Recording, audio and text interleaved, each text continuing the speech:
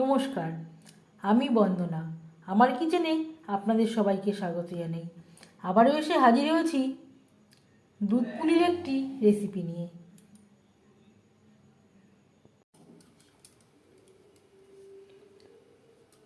দুধ পুলি তৈরি করতে এখানে আমি একটা মিডিয়াম সাইজের নারকেল কুড়িয়ে নিয়েছি। তারপর আমি 150 গ্রাম গুড় অ্যাড করে বেশ ভালো করে মেখে নিয়েছি। পুরো আমি তৈরি করে নিয়েছি।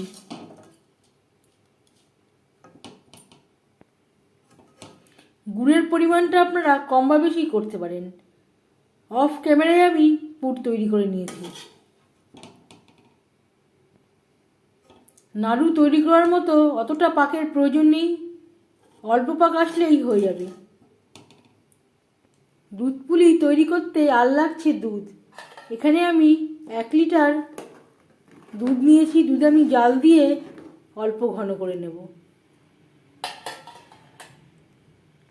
আর লাগছে চালের গুঁড়ো। এখানে আমি 350 গ্রাম সেদ্ধ চালের গুঁড়ো নিয়েছি। 4-5 মিনিট দুধ বেশ ভালো করে ফুটিয়ে নিয়েছি। গ্যাসের ফ্লেমটা বন্ধ করে দেব, ঢাকা দিয়ে সাইডে রেখে দেব। নারকেলের পুর তৈরি করে নেওয়া কড়াইতে দিয়ে দিলাম জল।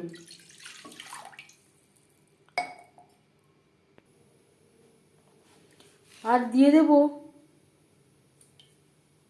লবণ। মিষ্টি জিনিসে লবণের ব্যবহার করলে স্বাদের ব্যালেন্সটা আসে। সামান্য পরিমাণে রিফাইন্ড অয়েল।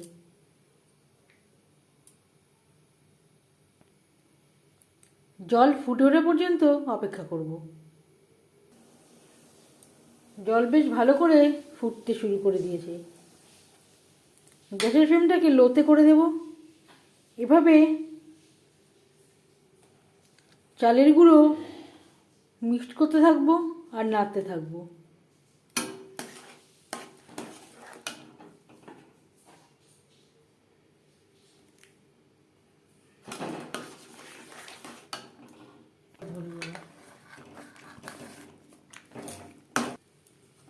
বেশ ভালো করে মিক্সড করে দিয়েছি। অবশ্যই গ্যাসের ফ্লেমটাকে লোতে রাখতে হবে। তেলের ব্যবহার করলে কড়াই থেকে খুব সহজেই ছেড়ে আসবে আর হাতেও খুব একটা লেগে যাবে না। তাই আমি এখানে 1 চামচ মতো রিফাইন্ড অয়েলের ব্যবহার করলাম। এবার এইভাবে ঢেকে আধ ঘন্টা রেখে দেব। হাতে যদি সময় না থাকে 15-20 মিনিটও রাখতে পারেন।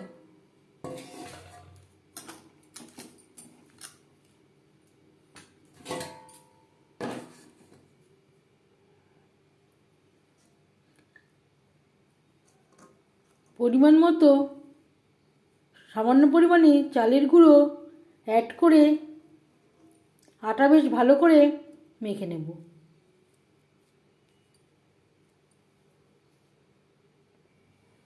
আমি যেহেতু তেলের ব্যবহার করেছিলাম, হাতে একেবারেই লেগে আসছে না। এখানে আমি 1 চামচ মতো খুবই সামান্য পরিমাণে চালের গুঁড়ো অ্যাড করেছি, ছোট 1 চামচ। এবার আমি এর থেকে ছোট ছোট আকারে লেচি কেটে নেব।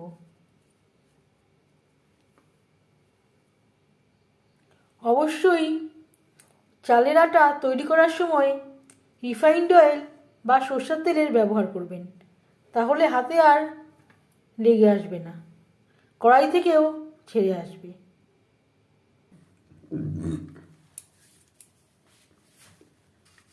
চালের আটা থেকে গোল আকারে শেপ দিয়ে নিয়েছি। এভাবে একটু বাটির আকারে তৈরি করে নেব। যেভাবে আমরা কচুরিতে পুর ভরি ঠিক সেইভাবে।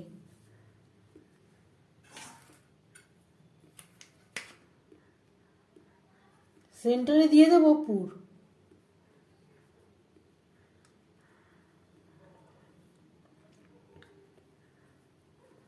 একইভাবে সিল করে দেব।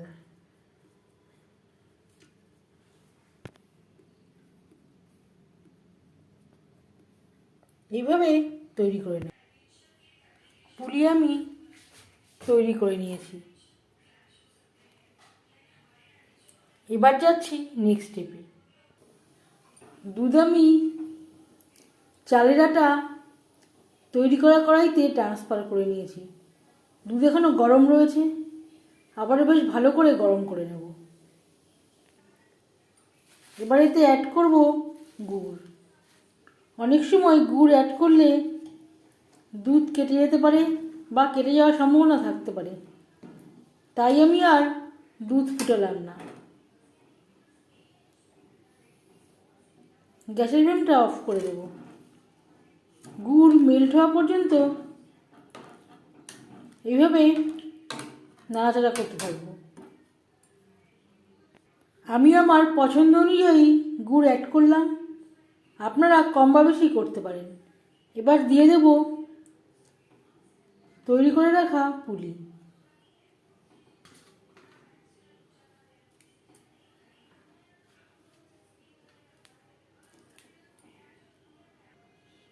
এভাবে কমপক্ষে 2 ঘন্টা রেখে দিলে ভালো হয়। সব থেকে ভালো হয় রাতে তৈরি করে সকালে সার্ভ করলে। প্রায় 1.5 ঘন্টা পর ফিরে আসলাম।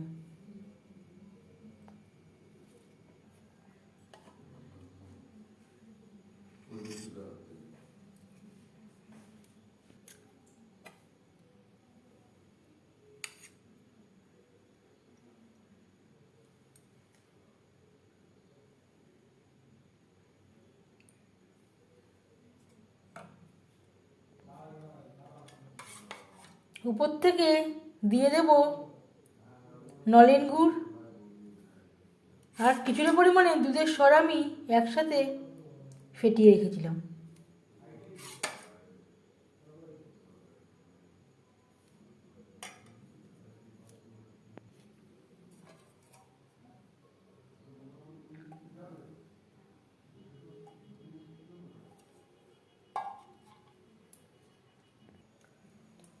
দুধ পুলি রেসিপিটি কেমন লাগলো অবশ্যই জানাবেন কমেন্টের মাধ্যমে। যদি এই রেসিপিটি ভালো লেগে থাকে লাইক করবেন, শেয়ার করবেন, সাবস্ক্রাইব করবেন আমার চ্যানেলটিকে, বেল আইকনটা ক্লিক করে দেবেন। যখন আমি নতুন ভিডিও আপলোড দেব তার নোটিফিকেশান সবার আগে আপনার কাছে পৌঁছে যাবে। আপনারা সবাই অনেক অনেক ভালো থাকবেন। এই ভিডিওটি দেখার জন্য ধন্যবাদ।